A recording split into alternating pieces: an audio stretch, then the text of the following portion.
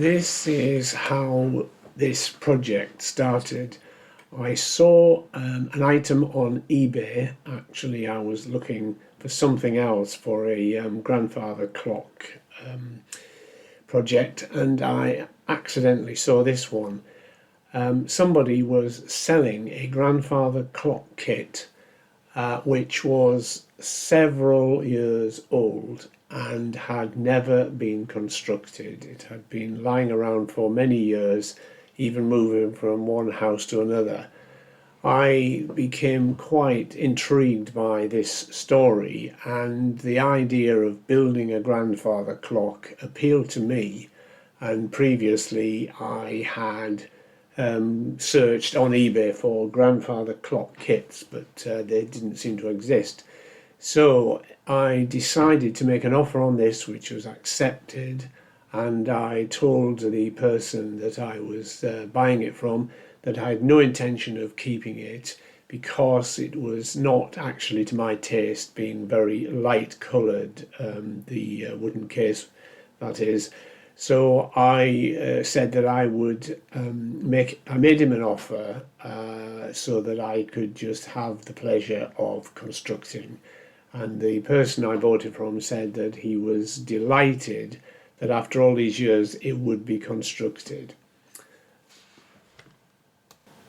The kit of parts was duly collected in person, and although it had not been constructed for actually decades, it had at some stage been unpacked and then repacked. Although everything was in place and everything seemed to be there, the items were somewhat mixed up, which meant that I had to organise almost like receiving three flat packs and then unsorting them where they were all mixed up, and then identifying individual pieces before making any kind of start on the construction. Here are most of the parts, but not all, and all ready for identification, along with the instruction manual, which is quite extensive, including a very good schematic diagram of the whole of the long case. This is the bag of bits and pieces, including all fixings, screws, nails and hinges, plus adjustable feet and so on. And again, that was something that really needed to be sorted out, at least into groups of pieces. This is the schematic diagram showing how the long case all goes together. It was very useful, being effectively A3 size, but the instructions in the manual were needed as well, and also the parts needed to be very carefully identified so that none of the bits and pieces got confused. And as you would expect, the whole case had to be assembled in a very specific sequence, but I'll tell you more about that later. This picture shows the very beginning of trying to make out how everything fitted together, and you can actually see on the left hand side and the rear and the right hand side what was involved in each of the three parts. The one on the left is the hood, which is the top part of the case, which holds the mechanism. Behind that is the base, and on the right hand side you can see the waist, which is the middle section of the clock, and all these three pieces have to be assembled separately and then put together.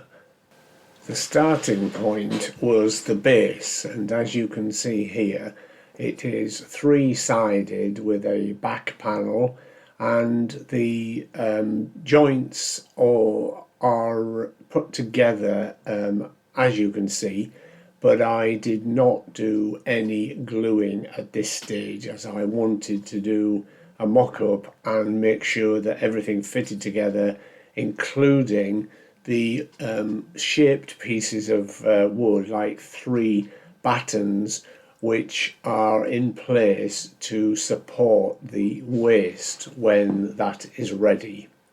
This is the waist section put together with the help of some masking tape, as this was just a mock-up, and it is positioned slightly precariously on top of the base just to get an idea of how it fits together.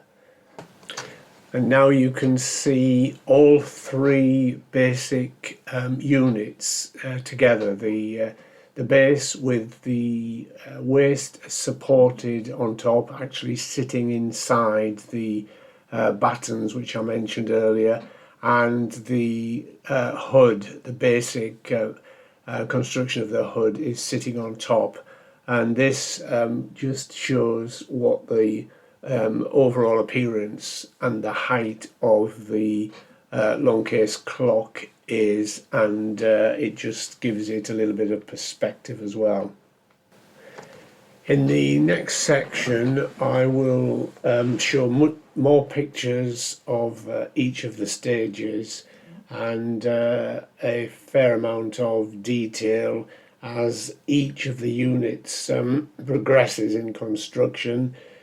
Because the whole thing is quite modular, you can actually build each stage and then, for whatever reason, move on to another one and try something out, and so on.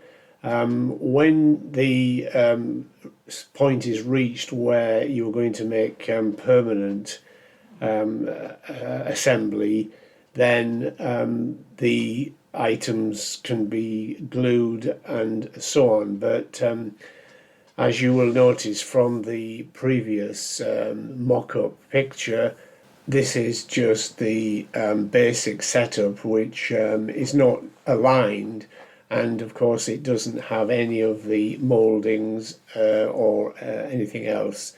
Not even the feet are added, but this will be described later on.